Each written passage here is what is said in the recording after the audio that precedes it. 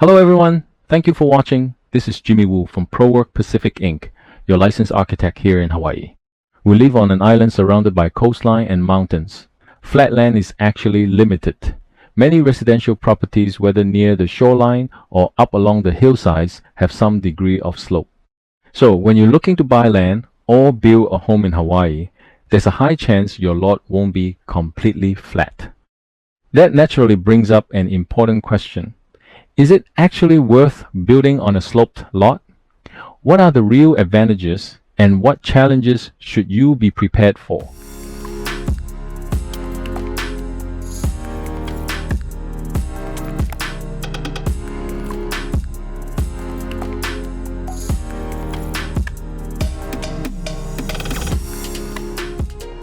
Today, I want to talk about sloped lots, especially when the elevation difference is more than 5 feet, and what that means for your design. When we say 5 feet, we're talking about the height difference between the highest and lowest points on the property. As I mentioned in my previous video, a topographic survey is very important for this type of land. It gives us accurate elevation information, which helps us design the house properly. So why does 5 feet matter? Once your lot goes beyond about 5 feet of elevation difference, it can actually create some advantages in your design. In some cases, based on DPP regulations, you may be able to take advantage of the slope in ways that you wouldn't be able to on a flat lot. First advantage, which is the major advantage, is that building on land with a slope, everything will be seen as a flat land. The area, the FAR, setback, everything is the same as flat land, except for building envelope height. On flat land, we used to have this illustration. On flat land, the highest point you can go is 25 feet. But on a slope lot, we have two envelopes. One is 25 feet above the highest point of the buildable area boundary line. Another one is the 30 feet parallel, right? Parallel with your grade to pull up 30 feet. So that way, that one is a big major advantage for building a house along on slopeland. Getting an additional 5 feet can allow the building or house to gain extra height in the ceiling, right? Or for the roof, you can have either higher ceilings or a steeper roof. You know that in Hawaii, most roofs we design have a pitch of about 4/12 at most. Imagine if you get 30 feet, now you can go to 5/12 or even 6/12. So the slope gets steeper. The architectural outlook of the house will look better. Some people might say, I don't really want a steep roof. I'd rather have higher interior ceilings. That's totally possible. Yes, you can do that. If you get that 30 feet high, right, then you can utilize the full 30-foot height limit is a key design advantage. Besides the extra ceiling or roof height, you also gain benefits on the downhill side of the slope.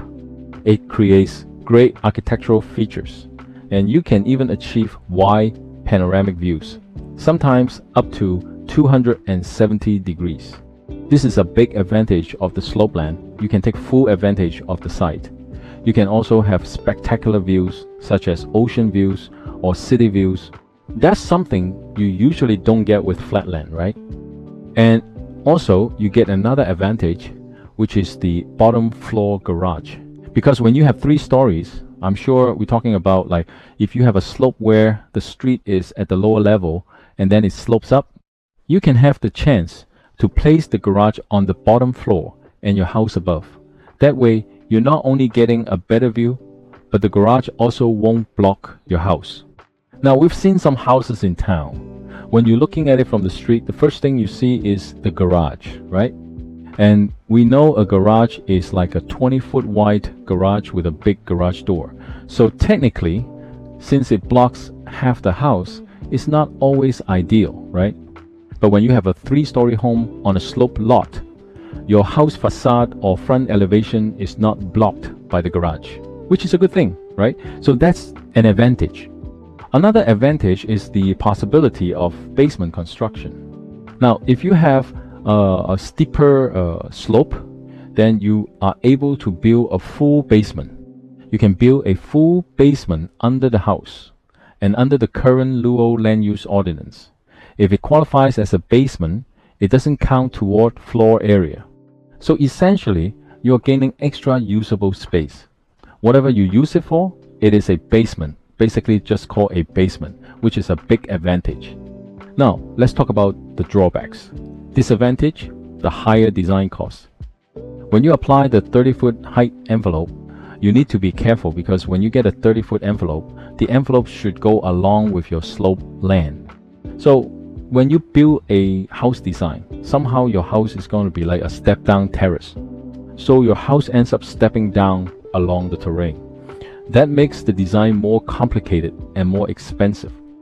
You might have seen the news reports about the monster home in Liliha. Using the so-called monster home, local residents are calling it a 6-story building, right? And it's so large you can spot it all the way from the top of Kalihi Valley. Yes, it is the big one and looks like the 6 of them. In fact, they're not, because the house will keep your build along the slope. But when you build along the slope, then your envelope keeps coming down, sloping down too, right? Because of that, architects and engineers need to spend more time carefully working through the design, making sure the building envelope, height, and overall shape during the design phase. Height setbacks create a slope limit. The setback begins from the ground level. When it reaches 15 feet in height, it steps back from the side and rear property lines at a 1:2 ratio. 1 foot back for every 2 feet up until it meets the top 25 feet or 30 feet envelope plane above the grade. This creates a significant design hardship for architects or engineers. Furthermore, the integration of footing design and retaining wall grading introduces additional layers of complexity. When you have these strict height envelopes, the foundation and grading become much more complex because you are trying to maximize every inch of allowable height starting from the ground up. As we talk about these design challenges, the second major concern is the higher costs. However, beyond construction expenses, an important difference is how things have changed compared to before 2019, prior to Bill 57. When Bill 79 was first introduced, it addressed the floor area ratio, FAR, for residential properties, setting a limit of 0.7. It is 70% of your lot size. This means that on a 10,000 square foot lot, you can build up to 7,000 square feet of floor area. Now, if you have a 5,000 square foot lot, you can build up to 3,500 square feet of floor area. In the past, there was no floor area ratio limit. As long as you did not exceed 50% lot coverage, you had more flexibility. On slope land, for example, you could build a 3-story house and gain additional floor area, creating more usable space. However, after Bill 79 and Bill 57 became law, that advantage is no longer available. Today, for a 5,000 square foot lot, whether sloped or flat, the allowable FAR is about 0.6 to 0.7, meaning you can build roughly 60 to 70% of your lot size as total living space. So basically, that's your buildable area. For new construction, under these regulations, you no longer gain much, if any, additional floor area from building on a slope. That's a big drawback. In the past, slope lots were actually attractive because you could almost gain an additional floor and increase living space. But under the current ordinance, that benefit is mostly gone. The last point is the higher construction cost that comes with these design challenges. You typically need retaining walls and additional grading work, because when you excavate for a basement which is excluded from floor area, you still need to remove soil, build retaining walls, and handle grading. This is something that really hurts the owner. This kind of cost, you're building retaining walls and grading, I would say those are hidden costs, because one day you finish the house, when you want to sell it, the appraiser and the buyer do not evaluate this They don't think because you did a lot of grading work and retaining walls, and then your house should be worth more. Unfortunately, those elements are not fully recognized in the property's value. When building a house on the sloped lot, sometimes retailing walls and grading are inevitable. What I mean is you have to do it. So this cost is called hidden cost. The same applies to the footing. Retaining walls require much larger foundations. For example, if you're dealing with an 8-foot high wall like a basement wall, you'll need a significantly larger footing to support it. On top of that, the exterior has to be properly waterproof to handle groundwater. That means waterproofing, drain tile, excavation, and a much larger footing. For an 8-foot wall, the footing could be as wide as 6 to 7 feet. All of this adds substantial cost, but people don't see it. Your buyers don't see it, the appraisers don't see it. They mainly look at the building itself and calculate value based on floor area. So that's one of the reasons for the higher cost. The second reason relates to the sewer. Now, when we talk about sloped land, one type is where the road is at a lower level and the land slopes up, so you're building uphill. Another type of slope is when your road is on top and your slopes downward. In this case, the view is on the downhill side, so your house can be designed in tiers stepping down the slope while access remains from the road above. This leads to another issue, what we call a hardship related to the floor level.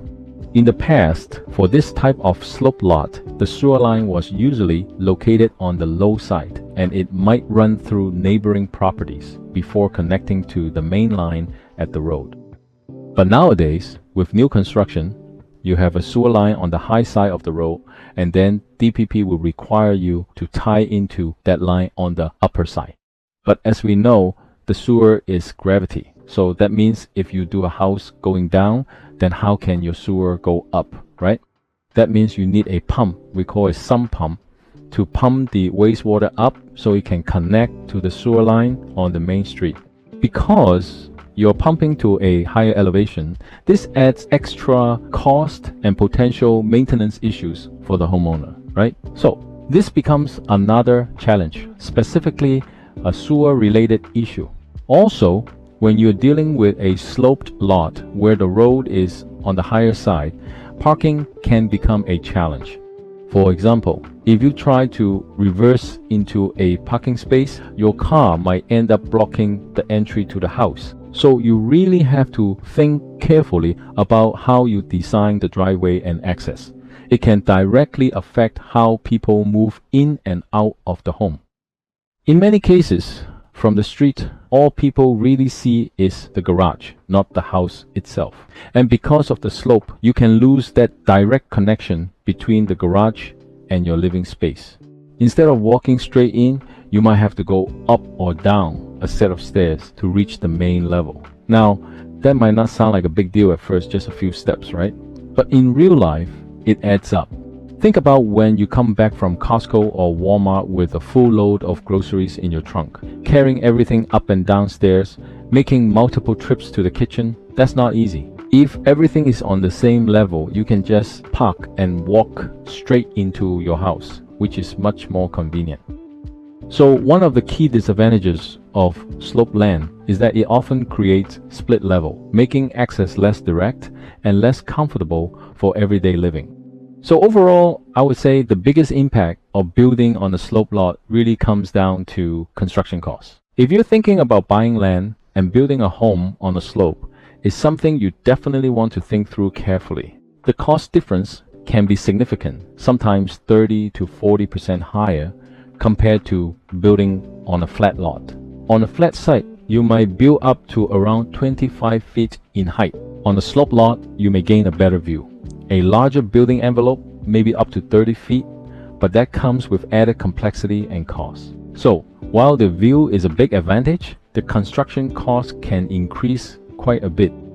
As an owner, before you move forward, it's a good idea to talk to a professional, whether that's a contractor or an architect, to really understand what you're getting into. Lastly, if you have any questions or comments, feel free to email us or leave a comment below. We're happy to help. Give us a like, leave us comments. Don't forget to subscribe us, Share the video with your friends. Thank you very much.